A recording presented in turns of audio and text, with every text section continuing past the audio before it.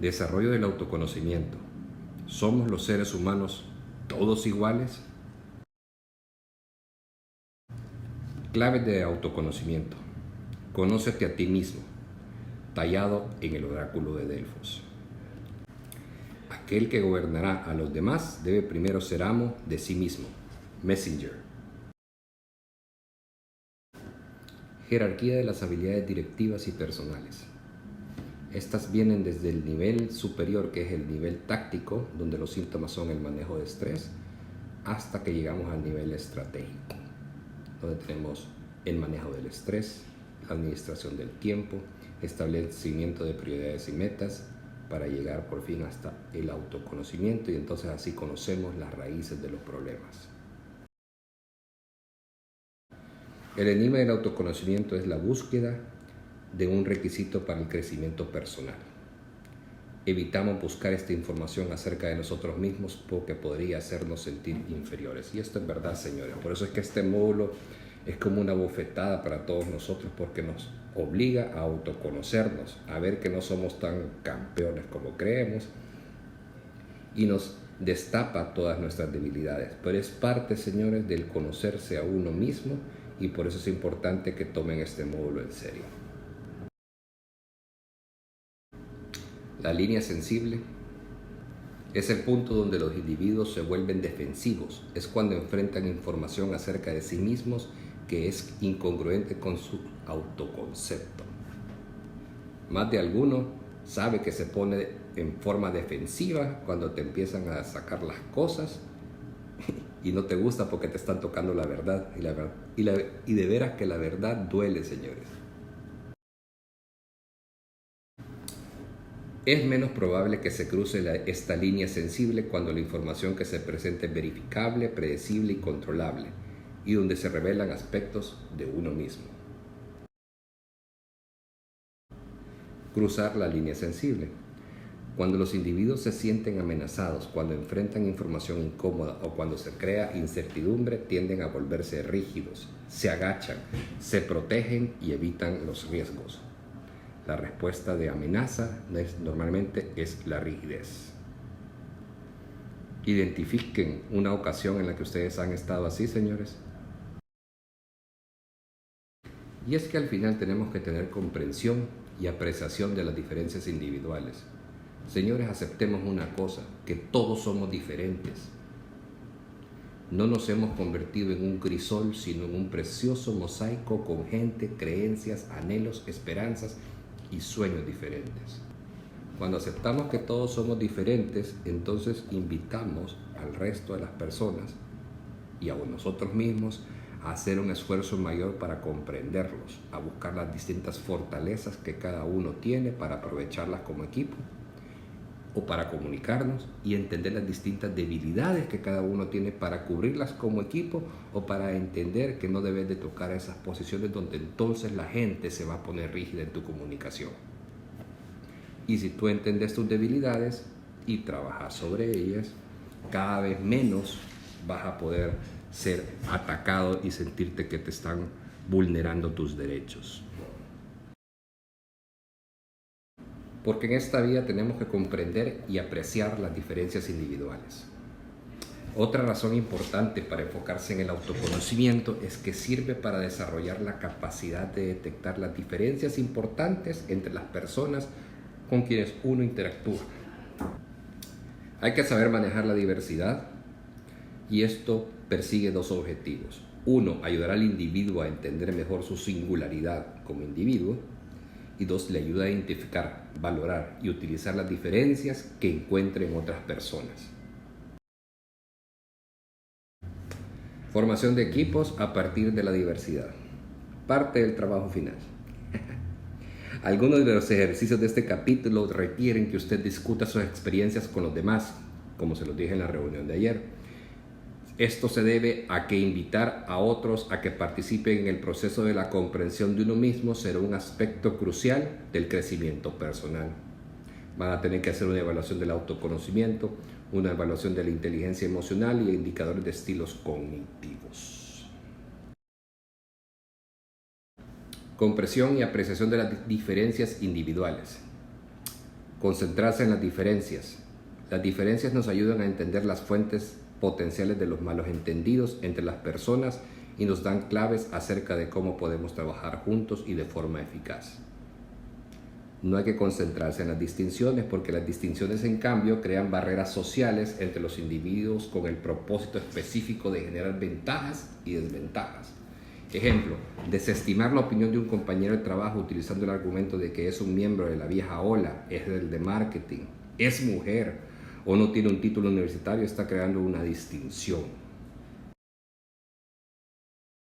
Las 5 áreas del autoconocimiento: la inteligencia emocional, los valores personales, el estilo cognitivo, la orientación al cambio y la autoevaluación básica.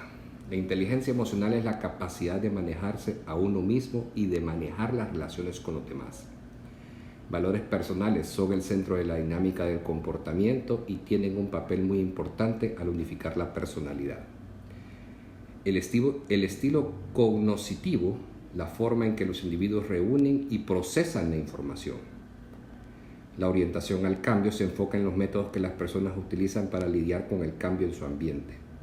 La autoevaluación básica es una construcción teórica que capta los aspectos esenciales de la personalidad. Entonces el módulo 1 se trata del desarrollo del autoconocimiento.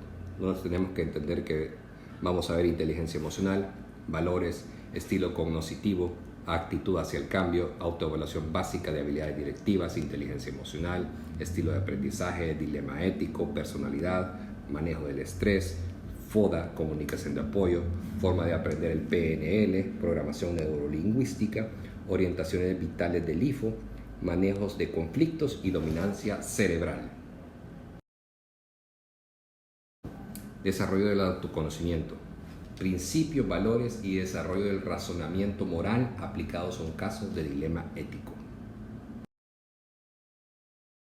Principios y valores. Los principios son leyes universales, inmutables, válidas para todos, que inspiran la buena conducta personal y social. Los principios, la dignidad humana es esencial. El principio es universal, vale para todos en todos los tiempos, no cambia, es independiente de lo que yo piense o sienta sobre ella, me guste o no. El valor es un bien descubierto y elegido en forma libre y consciente que busca ser realizado por la persona y reconocido por los demás. El valor puede ser considerado como un concepto ideal deseable, la generosidad, sin referirlo a nadie en concreto, pero también como algo realizado, incorporado a la vida. Los valores siempre presentan dos lados, la cara afirmativa y la cara negativa, valores y antivalores. Ahí tienen unos ejemplos: tolerancia, respeto, amor, éxito, inteligencia, reconocimiento, poder, sinceridad, familia, lealtad, justicia, honestidad. Definición de moral y ética. Moral es un conjunto de principios, criterios, normas y valores que dirigen nuestro comportamiento. La moral nos hace actuar de una determinada manera y nos permite saber qué debemos de hacer en una situación concreta. La ética es la reflexión teórica sobre la moral. La ética es la encargada de discutir y fundamentar reflexivamente ese conjunto de principios o normas que constituyen nuestra moral. Ética y moral. Etimológicamente, ética y moral tienen el mismo significado. Moral viene del latín mos, que significa hábito o costumbre, y ética del griego ethos, que significa lo mismo. Sin embargo, en la actualidad han pasado a significar cosas distintas y hacen referencia a ámbitos o niveles diferentes. La moral tiene que ver con el nivel práctico o de la acción, la ética con el nivel teórico o de la reflexión. El uso de la palabra ética y la palabra moral están sujetos a diversos convencionalismos y que cada autor, época o corriente filosófica las utiliza de diferentes maneras. Características de la moral y la ética. La moral es el hecho real que encontramos en todas las sociedades. Es un conjunto de normas a saber que se transmiten de generación en generación. Evolucionan a lo largo del tiempo y poseen fuertes diferencias con respecto a las normas de otra sociedad y de otra época histórica. Estas normas se utilizan para orientar la conducta de los integrantes de esa sociedad. Las características de la ética es el hecho real que se da en la mentalidad de algunas personas. Es un conjunto de normas a saber, principios y razones que un sujeto ha realizado y establecido como una línea directriz de su propia conducta. Semejanzas entre ética y moral. Los puntos en que se asemejan son los siguientes. En los dos casos se trata de normas, percepciones del deber ser. La moral es un conjunto de normas que una sociedad se encarga de transmitir de generación en generación.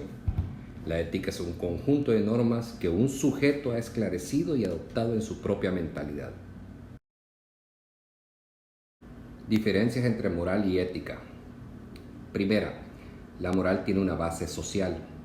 Es un conjunto de normas establecidas en el seno de una sociedad y como tal ejerce una influencia muy poderosa en la conducta de cada uno de sus integrantes. En cambio, la ética surge como tal en la interioridad de una persona, como resultado de su propia reflexión y su propia elección. Diferencias entre ética y moral. La moral es un conjunto de normas que actúan en la conducta desde el exterior o desde el inconsciente. En cambio, la ética influye en la conducta de una persona, pero desde su misma conciencia y voluntad. Otra, el carácter axiológico de la ética. Es decir, en las normas morales destaca la apreciación del valor captado y apreciado internamente como tal. El fundamento de la norma ética es el valor, no el valor impuesto desde el exterior, sino el descubierto internamente en la reflexión de un sujeto. Los valores son el fundamento de las actitudes y preferencias personales. Es la base de la toma de decisiones importantes para la vida. Sirven para definir la moral y la ética. Los valores culturales. Es probable que en su vida usted interactúe cada vez más con individuos que no nacieron en su país, de manera que conocer algo acerca de las orientaciones de sus valores le ayudará a que sus interacciones sean más eficaces. Se ha descubierto que los valores difieren sistémicamente entre culturas de distintos países y esas diferencias son una fuerte influencia al pronosticar los valores que tenemos. Al menos algunos de nuestros valores se ven afectados significativamente por el país y la cultura en que crecimos. Dimensiones de los valores culturales. Universalismo versus particularismo. Individualismo versus colectivismo. Afectividad versus neutral. Específico versus difuso. Logro versus atribución. Pasado y presente versus futuro. Interno versus externo. Dimensiones de los valores culturales. Dimensión de valor, el universalismo y el particularismo. Tenemos la explicación y un ejemplo. Universalismo, el comportamiento de una persona se rige por estándares y reglas universales. Ejemplo, no mentir, no hacer trampa, respetar la luz roja del semáforo, aun si no viene vehículo. El particularismo es la relación con un individuo rige el comportamiento. Es la otra persona un amigo, un miembro de la familia, un pariente. Veamos este caso. Usted va en un auto de un buen amigo suyo quien atropella a un peatón cuando viaja 40 millas por hora en una zona con límite de velocidad de 25. No hay testigos y el abogado de su amigo dice que si usted testifica que el vehículo se desplazaba a 25 millas por hora, él quedará libre. ¿Mentiría usted para favorecerlo? Si ocupas el universalismo, no mentirías. Ahora, si ocupas el particularismo porque es tu amigo, ¿qué harías? Ahora veamos el individualismo y el colectivismo. En el individualismo se valoran las contribuciones individuales. Ejemplo, un énfasis en el yo, en la independencia y en la singularidad. El colectivismo se valoran las contribuciones en equipo, un énfasis en el grupo, la unidad combinada y la unión con los demás. ¿Qué clase de trabajo se encuentra con más frecuencia en su organización? uno en el que todos trabajan juntos y usted no obtiene crédito individual, o uno en el que cada quien trabaja en forma individual y usted recibe su reconocimiento individual. Orientación afectiva o orientación neutral. Afectiva. Las culturas con altos valores afectivos expresan las emociones abiertamente y manejan los problemas en formas emocionales. Ejemplo, en una negociación empresarial podría manifestarse una risa estruendosa, enojo o alguna otra emoción con intensidad y no habría problemas. La cultura con valores neutrales resuelve los problemas de manera racional y estoica. Las interacciones se caracterizan por comportamientos instrumentales dirigidos hacia metas más que por expresiones emocionales. El caso. Si usted se enojara mucho en el trabajo o en la clase, digamos que usted se siente menospreciado, ofendido o contrariado, ¿qué tan probable sería que manifestara sus sentimientos abiertamente en público? Si está con una orientación afectiva, usted tranquilamente puede hacerlo y no hay ningún problema. Si es en una orientación neutral, por ejemplo en una cultura anglosajona, como que se vería muy mal. Específica versus difusa. En específica se valora la segregación de los roles de la vida. Las culturas con valores específicos separan las relaciones laborales de las relaciones familiares. Difusa. Se valora la integración de los roles de la vida. Las culturas con valores difusos mezclan las relaciones laborales y domésticas. Vamos al caso. Su jefe le pide que vaya a su casa a ayudarle a pintar. Usted no quiere hacerlo porque odia pintar. ¿Se negaría? En una cultura con valor específico, no vas. Le decís al jefe que no friegue. Eso es cosa laboral. No es una relación familiar. En una difusa, ni modo, vas, aunque lo odies. Orientación al logro versus orientación a la atribución. Al logro, se valora el logro personal. En algunas culturas las personas tienden a adquirir un alto estatus con base a sus logros personales. Orientación a la atribución. Se valoran los atributos inherentes. En otras culturas el estatus y el prestigio están basados más en características de atribución como la edad, el género, la herencia familiar o el origen étnico. El caso. Es importante actuar como usted es, ser congruente con su verdadero yo, aun si no cumple con la tarea que debe realizar. En una cultura de orientación al logro, estás frito. En una cultura de la atribución, puede que te lo dejen pasar. Pasado y presente versus el futuro. Explicación de pasado y presente. El pasado está muy conectado con el futuro. Algunas culturas, por ejemplo, valoran el pasado y la tradición más que el futuro. El futuro está desconectado, pero se valora. Otras culturas conceden más valor al futuro que al pasado. El caso. Tome un lápiz y papel y asigne un número a cada uno de los siguientes enunciados. Mi pasado comenzó hace y terminó hace. Mi presente comenzó en y terminará en. Mi futuro empezará en, a partir de ahora y terminará en. Utilice esta escala de puntuación. 7 igual años, 6 meses, 5 semanas, 4 igual días, 3 es igual a horas, 2 igual a minutos, 1 es igual a segundos. Interno versus externo. Interno se valora el control individual. Algunos países conceden gran valor a los individuos que inventan o crean cosas, control interno. Externo, el control proviene de las fuerzas externas. Otros países destacan el valor de tomar lo que ya existe o lo que se creó en otra parte para luego refinarlo o mejorarlo, control externo. El caso. 2 enunciados que ilustran esa diferencia son los siguientes. 1. Lo que me sucede es mi responsabilidad. 2. A veces siento que no tengo suficiente control sobre la dirección que está tomando mi vida. Para eso vamos a hacer el test de locus de control. Valores organizacionales. Al igual que los países, las organizaciones también poseen un sistema de valores. el cual se conoce como cultura organizacional. Las investigaciones revelan que los empleados que mantienen valores congruentes con los valores de su organización son más productivos y se sienten más satisfechos. Por otro lado, el hecho de tener valores incongruentes con los de la empresa es una fuente importante de frustración, conflicto y falta de productividad.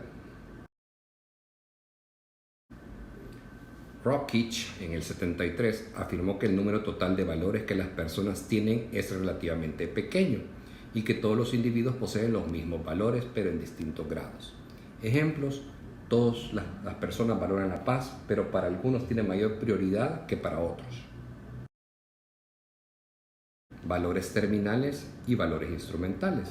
Los terminales, metas que le gustaría alcanzar a una persona durante su vida. Los instrumentales plantean estándares de conducta deseables o métodos para alcanzar un fin.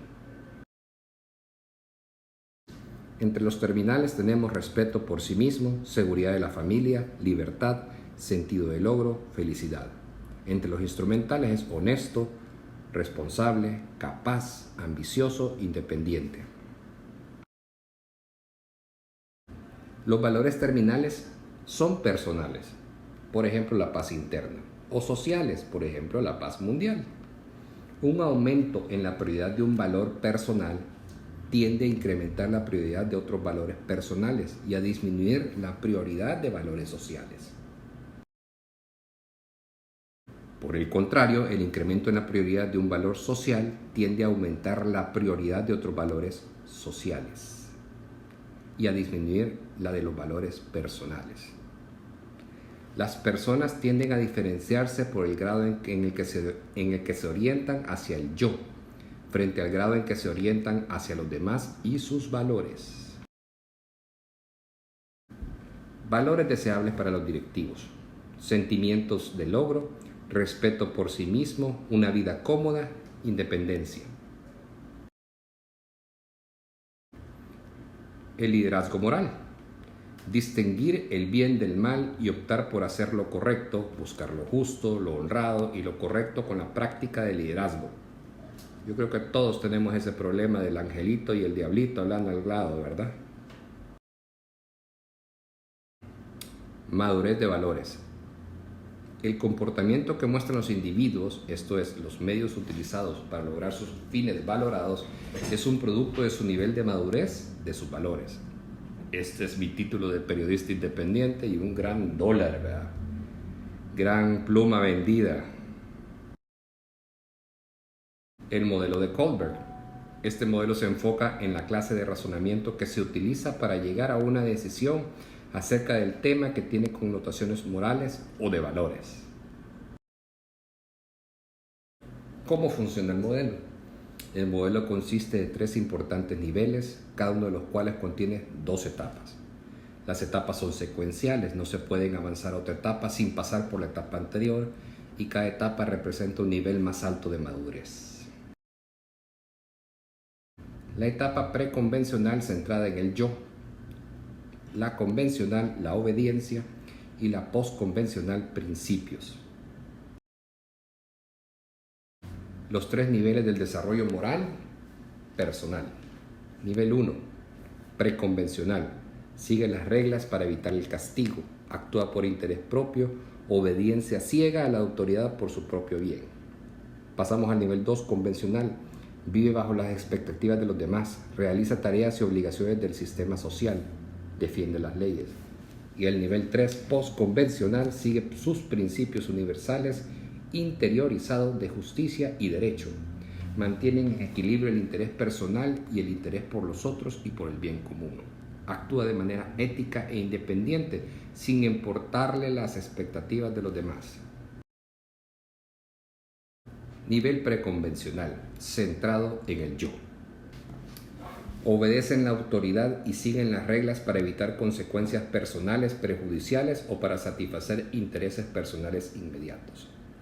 Algo podría ser bueno juzgado como correcto o bueno si ayudara a un individuo a obtener una recompensa o evitar un castigo y si las consecuencias no fueran negativas para alguien más. Ejemplo: robar $50,000 es peor que robar 500, en el nivel de autoconcentrado porque las consecuencias, las pérdidas, son más negativas para alguien más. Vámonos al nivel convencional, obediencia o conformidad. Las personas aprenden a ceñirse a las expectativas de buen comportamiento definido por los colegas, la familia, los amigos y la sociedad. Este nivel a veces es llamado nivel de ley y orden, porque el énfasis está en la conformidad con las leyes y normas. Lo bueno y malo se juzga basándose en si el comportamiento está en no conformidad con las reglas de la autoridad. El respeto a los demás con base a la obediencia es un resultado valioso. Robar 50,000 y robar 500 es igualmente de malo a este nivel porque ambos violan la ley. Nivel postconvencional, principios. Los líderes se rigen por un conjunto de principios internos reconocidos universalmente como correctos e incorrectos. Las personas que se encuentran en este nivel llegan incluso a desobedecer las reglas o las leyes que violan esos principios. El líder que está en este nivel será visionario, atribuirá facultades y estará comprometido con servir a otros y con una causa mayor. Siempre, en principios, lo bueno y lo malo se juzga en base a los principios internos del individuo. Esto es, los juicios son hechos en base a un conjunto de principios y valores centrales que han sido desarrollados a partir de la experiencia individual. No cambia con las circunstancias. Por lo tanto, robar 50,000 o 500 aún se juzga como malo. Pero la base para el juicio no es la violación de las leyes o reglas. En cambio, es la violación de un conjunto de principios incluyentes, consistentes y universales desarrollados por el individuo. Si existe una elección a hacerse entre obedecer una ley o un principio, ellos eligen el principio. Los principios internos superan a las reglas y las leyes en los individuos de principios. Veamos un resumen de los tres niveles. Los individuos centrados en ellos mismos ven las reglas y las leyes como externas a ellos, pero las obedecen, porque al hacerlo pueden obtener recompensas o evitan un castigo. Los individuos conformistas ven las leyes y las reglas como externas a ellos, pero obedecen porque han aprendido y aceptado estas reglas y leyes, y ellos buscan el respeto de los demás. Los individuos con principios examinan las reglas y leyes y desarrollan un conjunto de principios internos que ellos creen que es moralmente correcto. Clasificación de juicio moral en las etapas del desarrollo. Base de nivel de juicio moral. Nivel 1, preconvencional, centrado en el yo. El valor moral reside en los factores externos y en las consecuencias, no en las personas o en las relaciones. Etapa de desarrollo. Tenemos el castigo y obediencia. Lo correcto se determina al evitar el castigo y al no romper las reglas de una autoridad. 2. Propósito e intercambio instrumental individual. Lo correcto es cumplir con los intereses inmediatos de uno mismo y lo que es justo o igualitario para los demás. Nivel 2. Convencional, centrado en obediencia. El valor moral reside en el deber y mantener los contratos sociales y en cumplir con los compromisos. Etapa de desarrollo. Expectativas, relaciones y conformidad interpersonales mutuas. Lo correcto es estar preocupado acerca de los sentimientos de los demás y mantener la confianza al cumplir con expectativas y compromisos. La regla de oro es relevante. Sistema social y mantenimiento de la conciencia. Lo correcto es hacer los deberes de uno con la sociedad y mantener el orden social. Nivel 3. Postconvencional, centrado en principios. El valor moral reside en el compromiso para seleccionar libremente estándares, derechos y obligaciones. Derechos previos y contrato social o utilidad. Lo correcto es mantener los derechos, valores y contratos de los demás en la sociedad. El comportamiento moral se elige libremente. Sistema social y mantenimiento de la conciencia.